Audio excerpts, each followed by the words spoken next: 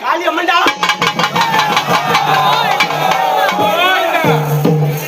போட்டுக்கிற பூஜை எல்லாம் ஏறுவியா பாலகரன் அடியிலும் போட்டோம் திருப்தியா இன்னைக்கு இறங்கலான இருக்கிறோம்